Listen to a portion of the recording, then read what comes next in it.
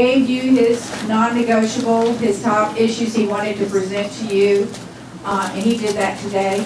Right now I'm going to ask Michael Bozarth if he had anything to say to these wonderful agents.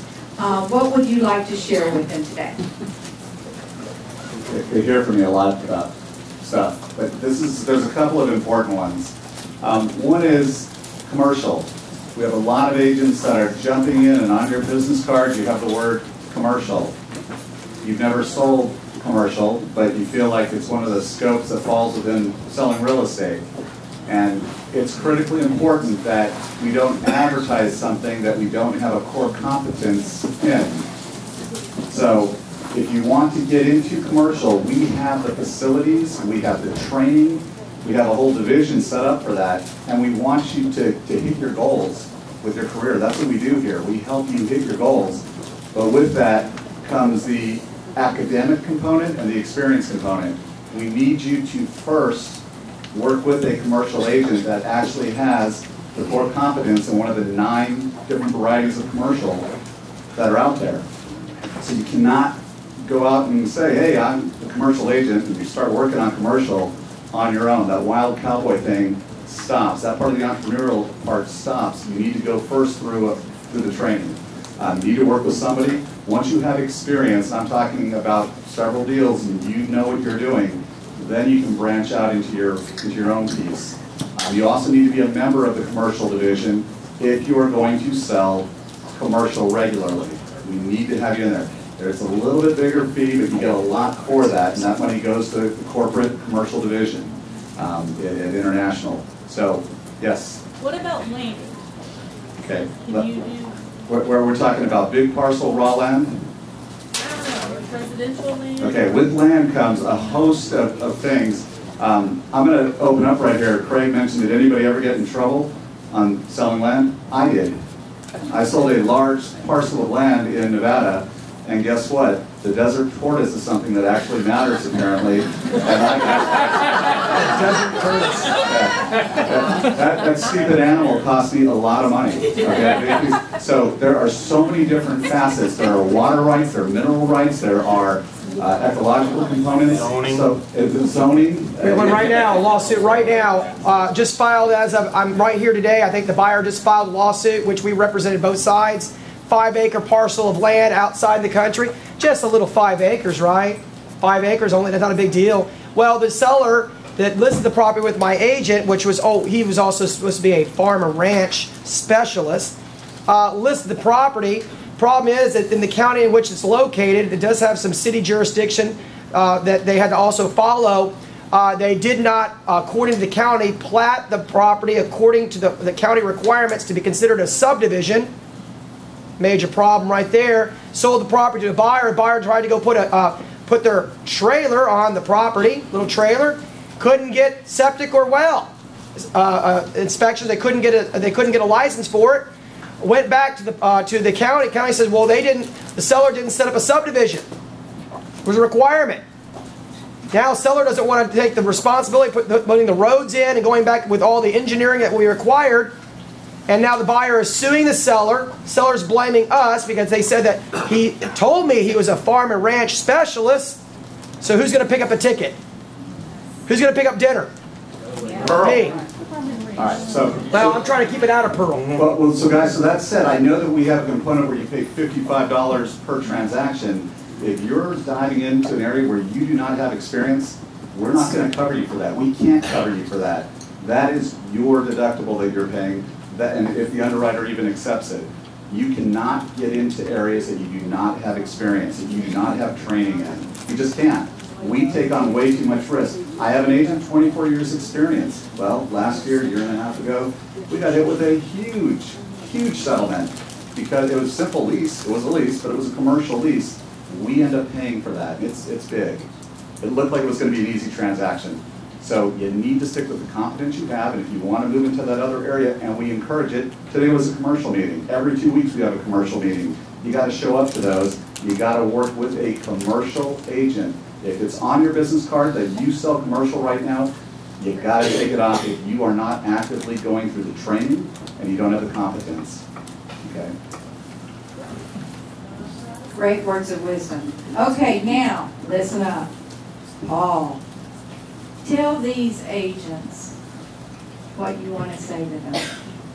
My biggest thing with agents, and it's similar to what Michael was saying, but it's more specific to those real estate transactions. And it's the concept of staying in your lane. Remember what your job is. Your job is to facilitate the transaction of real estate. Your job is to facilitate the transaction of real estate. Very rarely, and Stephen can back me up on this, very rarely do we get into the lawsuits on Section 2, Paragraph C of the contract. We get into trouble as agents because you act outside your areas of expertise. You interpret the home inspection report. You make opinions on the home inspection report. You crawl under the house with the home inspector. Real claim. Okay, everything I'm going to tell you today is real claim. Okay? Real claim. You give financial advice. You give zoning advice. You give construction and development advice. You give electrical advice. All these kinds of things that fall outside of your areas of responsibility. Now, I was told that since I'm in Texas, I can't stay in your lane. Stephen has an analogy, I'll let him tell you his. But the other one I heard for Texas is, remember what hat you're wearing. Okay? Remember what hat you're wearing. And Stephen, what was yours? Stay on the path? In Texas, we have a lot of critters out in the weeds, the scorpions and spiders, and a lot of the transactions, your forms are set up to keep you on the straight and narrow, to keep you on the path. They're there to make it easy for you and protect you. If you find yourself off the path and you're in the weeds and in the sticker burrs, that's when you need help. You need help to find your way back to the path and maybe have some of those sticker burrs removed. So, and that's exactly right. And the other thing, I'll just as a side note to that, I've done a lot of research on claims. The fun part of my job is reading the claims and lawsuits and depositions that were filed against you yesterday and first thing in the morning. And I'm doing a lot of research on claims over the last 5 to 7 years, and here's something I'm coming up with. About 30% of the claims and lawsuits I see come from information that you volunteer that your clients never even asked you for. And you do it out of love. I know you do. What's an example of something that was said? Interpreting the home inspection report. It's, you get the home inspection report and you go, well, the home inspector always puts that on their report. Or you say, oh, that's not a big repair, don't worry about it. And they never even ask you how much do you think it will cost to repair this. And then they rely on your information, and then you get into trouble. So just that concept of, realtors love to talk. How many of you are high I's? I'm certified in this too. That's why I used to do what I did as sales consultant. Okay, high D, high I right here. And I have ADHD. I spew at them out for a living. And you do it out of love, you really do. That's what makes you good at your job. But for an attorney, you're low-lying fruit. Paul, I want to ask you one. I want to hear your opinion on this. I'm sitting in the conference room introducing myself to a client. We had an agent in, don't see this agent very often, and they're just talking. And while I'm in there, the agent actually told the client, because they had the MLS up, this area is going to appreciate so much in the next couple of years. You're going to get at least 40% more probably in the next 4 years. I'm listening to this. Please don't tell me this because I won't write you anything. I talked to them, but it was just, it's a husband and wife team with their clients, had a whole posse in there. It killed me. So even that kind of information, future prediction, evaluation, appreciation, how often does that happen? I do a program, it's kind of funny. There's 2 companies in my CRM system. Pearl is a national sales force as well, and Henry's one of our brokers. But there's 2 companies in my CRM system that have a comment from me that I need approval from my president of, and I needed video proof. But anyone ever hear of $1 Million Listings? The TV show? Yes. I do a program in some of my associations and I speak around the country. I'm from Illinois, I'm not from the area. And your clients actually expect the work because of some of the crap that they see on TV through these television shows. And you have to mitigate against that. But there's actually one, and if I can hook it up during a break or whatever, or I can try and send Marilyn the copy of it. $1 Million Listing, national TV. Josh, who knows Josh from Los Angeles? Guaranteed, put $3 to $4 million in this home. You'd sell it 3-4 months, $10 million. And then I put it in big red letters as he says it, guaranteed. You know? And then my president wants to know why I'm saying we can't insure this company. Well, that's why. Okay? That's falling outside your areas of expertise. And your clients see this stuff, so they expect it of you. Yeah. Managing their expectations is one of those jobs that you have. Well, we all try to be, I imagine, trying to be problem solvers. So if you see, like for the inspection report, something that is a minor issue, and somebody's ready to cancel the whole deal over it, Point it back to the inspector. and The question was your problem solvers. well, he answered my question. You're problem solvers, okay? And that's how you're perceived. And in a way you are, and I expect you to be. I mean, as a consumer, you know, and I'm a licensed agent as well. I've never done what you do, but I did get my real estate license. As a buyer and seller of homes, and I've done it 4 times in the last 8 or 9 years with my family, I expect you to be problem solvers. But here's how you problem solve. You problem solve if you get nothing else out of today, there's 3 or 4 things, and this is going to be one of them. And Terry Watson gave me this line, and if you've ever heard Terry Watson speak, he's a national speaker, he speaks a lot at CRS. Here's the line. Be the source to the source, but not the source. That's how you solve problems, boys and girls. But that's where your education comes in, because I always get challenged as a risk manager. Paul, you never want me to say anything. Why do I go get educated? You get educated to point to the answers, not to give them yourself. How's that sound? Repeat that one more time, Paul. You get educated to point to the answers, not provide them yourself. And the source. One more time with the source. Be the source, to the source, but not the source. This isn't your normal risk management program, folks. Paul, before you leave us, I want you to tell them how much of the risk they control in a transaction. And this is a good one. Another one of those points I want you to remember, and Craig actually alluded to this in one of our programs. We did this in San Antonio a couple of months ago. Pearl insures a lot of different professions, and I'm a real estate. We have 12,000 real estate policy holders. We have about another 15,000 policies. We cover lawyers. Don't ask. We cover accountants. We cover the bad lawyers, Steve. Not you. You're a good one. You're one of the good ones. You're the defense side. We like you. We cover lawyers. We cover accountants. We cover engineers. We cover a lot of different professions. We're professional liability experts. And realtors, you have it the worst, because you only control 25% of your risk. Who controls the other 75%? Who controls the other 75% of your risk? Your buyer and your seller, and worst of all, the other agent. I gave Craig a standard new answer. Michael, this will be the first time you're hearing it. Larry, this is the first time you're hearing it. If you ever get these guys complaining that they're doing the other agent's work for them, your answer should be good. Yes, right. Because you are now taking some of that risk back. And oh, by the way, guys, remember I told you I'm a salesperson. That's future referrals later when you're really good at it. Right? Yeah.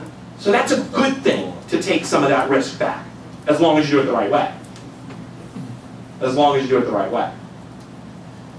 I think personally, Steve Rogers and I have talked about this before. This is probably the best information that you should always remember. How much of the risk you control at any one time? Really, 25%. And that's perfect. I just didn't want them to miss out on it. Now, Henry, are we so different than any other real estate brokerage operation? No. Nope. Okay. I want you to tell them, in your experience, seeing all the claims that go through there, what you want to tell these agents. I'd probably say the biggest thing, we've already addressed one of them, is staying within your expertise. Don't get outside of what you're expert at. Number 2, probably one of the biggest things that I'm a proponent of, and you are as well, is document everything you do. If you document it, then if there's a discrepancy, you can prove you did what you did because you've got it documented. You send an email, make sure you have them respond back that email, because they're going to tell you, we never got the email, I never got it, or my kid got on the computer and did this or did that, whatever. document. That's going to solve a lot of your issues. And then again, don't, like they were just saying, don't give information that you're not an expert at. One, like Paul says, to the source that can give them that information. When you say respond to the email, is a automatic response off of Outlook enough? No, receipt, because that's not, usually, the best thing to do is ask them a question when you send, tell them whatever you want to tell them, and say, oh, by the way, can we meet this time, or can we do this, or did you just let me know that you received my email? Because an automatic receipt could be the kid doing it, or somebody else that just clicked the receipt saying, yeah, it was opened on this computer. But, spam filter. Right, or whatever. So just ask them to respond to your email. You can put a nice little questionnaire to make them do it too. Henry, let's take that a step further. Is text the same as email? Text, no, do not use text. You never want to use your text because there's no way to For document that. significant. Guys, pay attention to that because so many of you have been relying on text and it does not count. If you want to give somebody a text, that's fine, but then turn around and put an email form to them. According to our, say, as we reference in the text that you agree, blah, blah, blah, blah, please respond back to that or whatever it is. You've got to have something that substantiates what you said. A text can be wiped out, can be erased, whatever. Text should be treated just like one-on-one conversations or phone conversations. Yeah, it's hearsay. You do it as a follow-up because you don't know if they ever received it, you don't know if they ever acknowledged it. There's no opportunity to document it. It's hard to get into your files depending upon what type of phone you use. So I would treat text messages, and this is the exact same thing I tell my salespeople. If you're going to be late for a meeting, because realtors are never late, that's fine. Significant material issues. Don't submit the offer. That's a lawsuit I have related to a text message. Don't submit the offer from a potential buyer is a problem in a text message. Yeah, don't negotiate over texting. And guys, one big one that we had just this week, what's the one area of a contract that is critically important that shows the contract is in effect? What do we call that? Okay, so how do we determine the execution date? Because we actually had a huge issue just last week. Was agreed upon between the two parties. Okay. Well, okay, so when do you, how do you justify when that was? The last one you received. What's the documentation for that though? Guys, it's an email. It's an email that shows, yes, we are showing the execution date is June 1st, 2013. It's got to be something that's communicated for both parties to see because that's notification has to be considered part of the contract. It's a big component of what I see all the time. It's no big issue if the deal's going to go through. It's when the deal's going south, they don't like the inspection report, they walk through the deal. Funding doesn't happen, and now your sellers want to keep the earnest money, and the buyers want their $2,500 back, and there's nothing that correlates the execution date as being a specific date. You've got to agree upon that, and you've got to show it, and this email seems to be the best component. And it's not just the other broker's responsibility. If they don't do it, now it's your responsibility. You share that risk. That's why I always hear, well, it's the other agent's fault. They didn't do this. Well, no, it's your fault too because you allowed it, and you didn't double check it. And also, here's another one. You send one to the title company, it gets executed, but you don't notify the other party, you're in violation. It's not considered a contract until notification is given to all parties. That is something a lot of agents, and I was an agent, that's something I didn't do as well as others when I was selling. You have to notify the other party once it is executed. You got to respond. You got to let all parties know. You want the response. Leah? Yes. What if you send your text messages to your email? Okay, what if you send your text messages to your email, Steve? Well, if you do that religiously and retain those emails, that's fine. The problem is you got to do it religiously. There's got to be documentation other than the text. Text is just not a reliable storage of information, particularly of negotiation and important facts, notifications, and other things. So that's fine as long as you always do it. And from another side of that, emails can be traced back to servers. You lose your phone, and you're not timely with that text message or that archiving of that text message, you're in jeopardy of losing that. Sometimes we can get the carriers to replace it, but we can't get the carriers to replace it if it's an Apple iMessage, as an example. Did you guys know that Apple iMessage is not tracked by the carrier? We can't subpoena it. Only true text messages through the carrier can.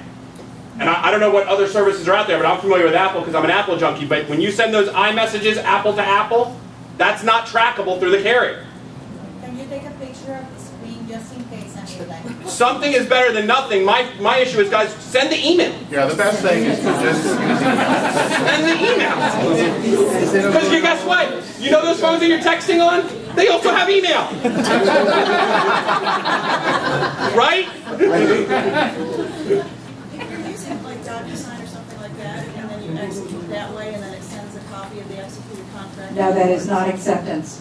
No, it is not. And we're going to get into this more because I teach it in the contracts class every time, and I want everybody to understand that's our first question on the panel discussion because it has caused us major problems, big grief. So we're going to do. She was asking about it. Can I just the digital signatures that you use, DocuSign or e-sign, and the other party gets notification that it's been signed. Is that acceptance? No. So that's what I'm trying to tell you. There's a way that you have to do it, and you have to adhere to that. Now, Steve, besides telling them about the sticky burrs and the snakes and the spiders and all that, what would you like to say to these agents? Well, I did talk about staying on the path, and I think we've made that point. I think you need to be aware that you're with Keller Williams. You're rightly viewed as the leading real estate people in the country and the world, and that means you have a target on your back. If you are involved in any kind of transaction where there's a dispute, no matter how involved you were in it, chances are the plaintiff's attorney is going to drag you in because you're viewed as a person or a company with deep pockets who has high professional standards, who has assistance available to you in terms of risk management. So the other side of the coin of working for such a great company with such a great risk management program is that you're going to be an attractive target when there's an issue. And even the other agents that are not Keller Williams agents are going to be looking to you as sort of the leader of the transaction. That's often going to be the case. So just bear that in mind. Like I said before, anybody can file a lawsuit. And there's a lot of plaintiffs' attorneys out there that don't have enough to do. And they're perfectly happy to drag everybody into the lawsuit, shoot them all and let God sort them out kind of approach. So just be aware of that. In most cases, and traditionally, there's not a decision made on the merits. There's not a screening process in litigation until there's been the lawsuit and the discovery and the depositions and a lot of attorney's fees, and the insurance company has had to pay money, and the company's had to pay the deductible.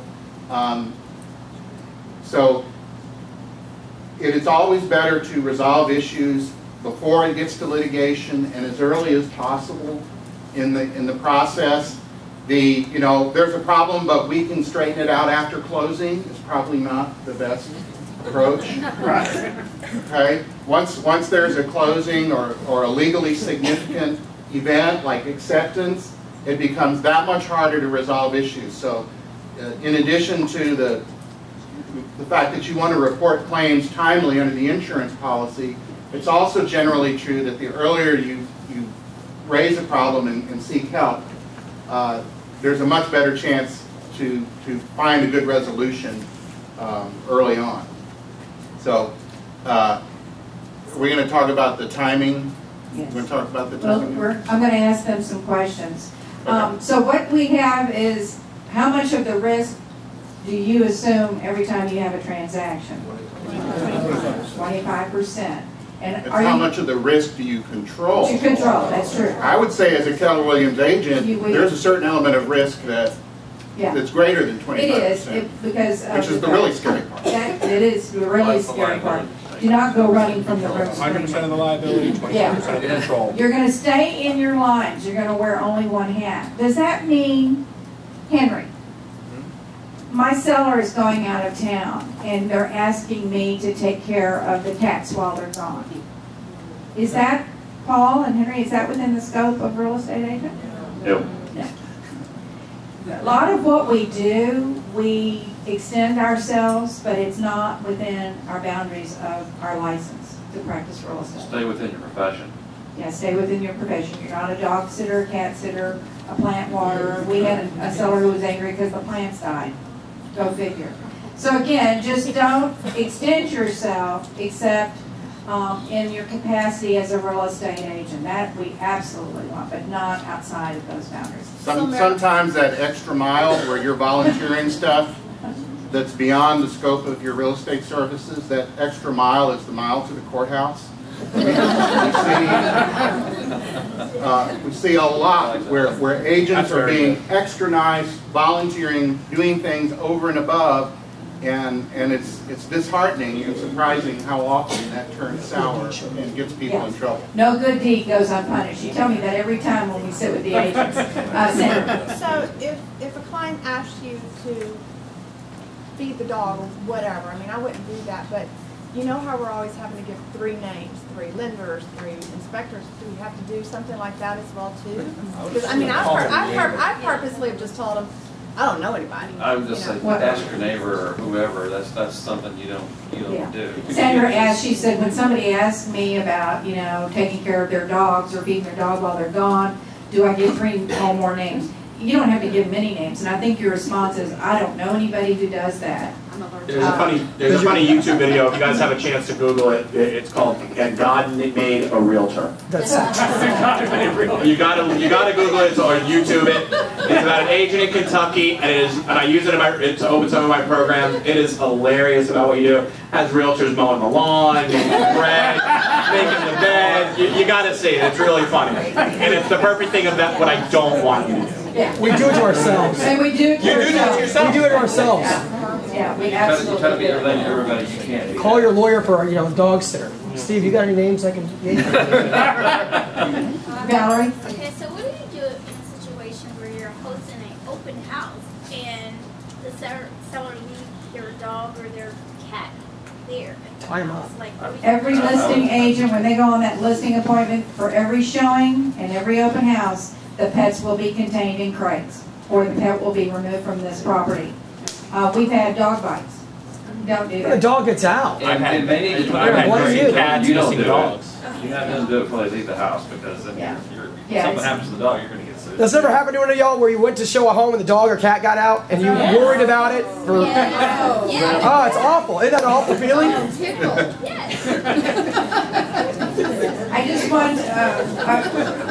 forgot to say in the opening panel remarks about Steve Rogers, he is a bass player in a band called Cedar Fever.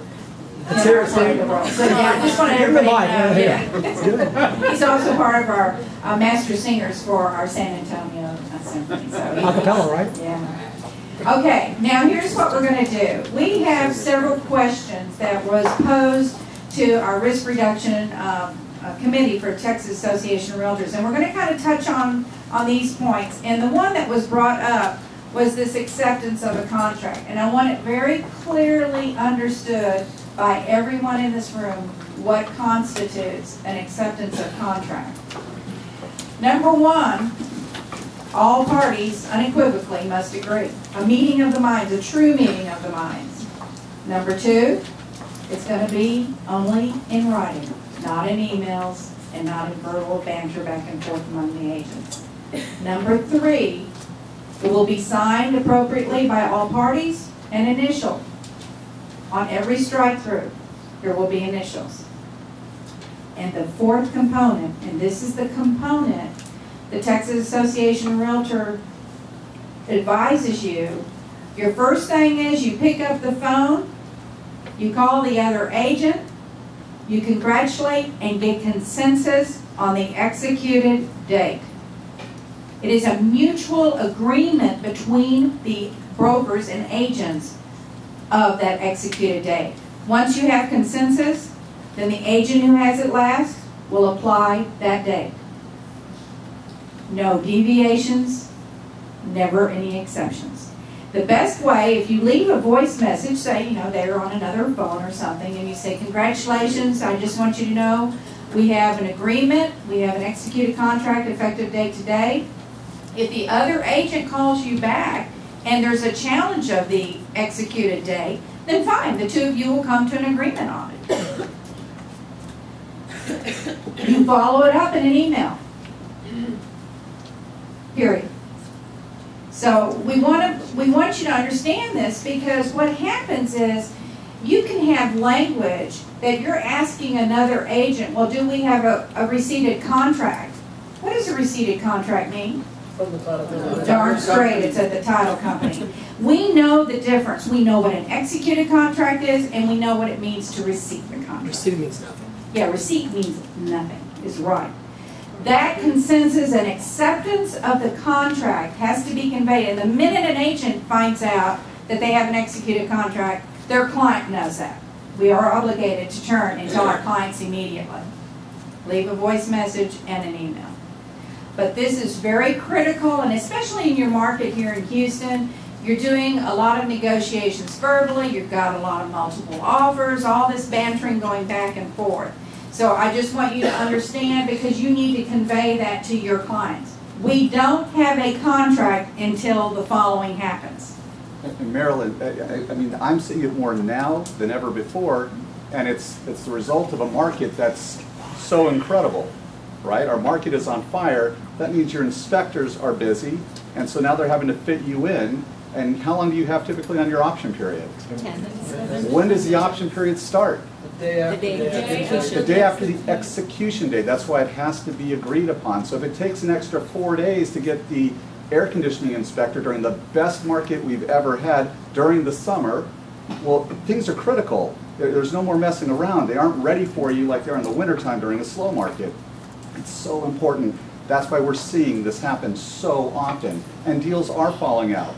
Deals are falling out, and we're seeing it, and that's why we're seeing claims, not claims necessarily, we're seeing people they're coming to me, they're coming to Larry, saying, wait a minute, we are really in a big dispute here. We're falling out, and this other piece is happening where they want the earnest money. It's going to happen, and you don't want to get sucked into having to pay $1,000 or $2,500, and it's coming out of your pocket. Well, and that's the great lead into just one of your core jobs, and I think this is what's going to help Stephen defend you, is the management of those expectations. It's your job to advise your client on what that process entails. What are the likelihoods to closing? What are the roadblocks? The management of those expectations are just as critical as the roadblocks themselves. One other piece that ties into this, guys, who receipts the option money? Listing agent or seller. Okay, listing agent or seller. And how much time do you have to do that? 2 days. What if it's a Friday? 2 days. Well, what does 2 days mean? What day would that be? Sunday. Okay. So that's another big one that we see. It is not 2 business days. It's 2 days. Not the title company either. Title company. The title company doesn't receive. We had an agent that represented the buyer who decided to receive the option money. You can't do that. It's You need to stop talking. What? Stop talking. You want me to stop talking about this? He's not going to write anymore. He's not with us anymore. He is so with us. Good agent. But there's some sloppy mistakes. That's why we're here. It's the sloppy mistakes that are getting us into trouble. Could I follow up? Yes.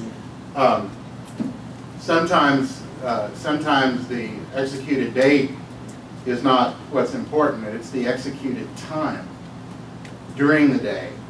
If you have an offer or a counter offer sitting out there, and that offer is withdrawn at the same time that it's being accepted, it can become a very tricky legal issue as to whether there was a contract or not, whether the contract was formed or not. That's almost an instant lawsuit. That's why it's very important when there is an acceptance or an attempted withdrawal of an offer or a counteroffer. As Marilyn said, you need to immediately communicate that, and document the communication to the other agent. It's crucial that that be done right away, because you never know when somebody's trying to pull that rug out from under you, and sometimes it's just a matter of the offer was withdrawn at 10:38 and it was accepted at 10:39. There's no contract. So bear that in mind, that not only the date, but the time is important, and that's not something you should wait on in terms of giving notice. Yeah, that's good advice. Don't wait on it. Now, Michael, we have a closing date in the contract. And let's say we represent the buyer. What would be your advice to that buyer's agent regarding that closing date? Because the buyer can't close. Evidently, the lender doesn't have everything done and the docs won't be at the title company. Okay, so elaborate on the specifics again. The closing date in the contract. So closing date, June 1st. June 1st, and it's June 1st, and the agent's in your office, and they're saying, we just found out the lender's not going to have the docs, and I don't know what to do. Well, one thing to do is communicate that to the other agent. Critical. And extend the closing date. Hopefully extend, hopefully they want to extend. Yeah. Can't leave the closing date blank. Okay, Mark's saying there's an automatic extension built in. Only if there's a paragraph 60 objection. I've read the contract. There is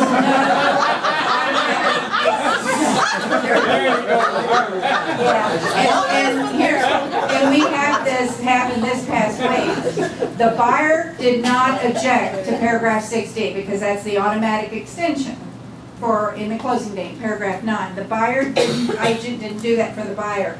The seller has an attorney on hand in their company, and the attorney said there was no objection filed by the buyer regarding this. There were liens on the property and the seller had to get them released. But the buyer had not objected. I said, well, the title company could not convey title until those liens were recorded, removed, and released so that title can convey. Turns out there was a backup contract involved in this, and the backup contract happens to be an attorney at Fulbright Jaworski. And they ran it up their real estate firm, and they said, that contract date is over. Now you see all the discussion among the attorneys about the contract date is over. We as agents never get to say that. But what our duty is to make sure that that date does not pass, that we have a truly enforceable contract for our parties, and the only way to do that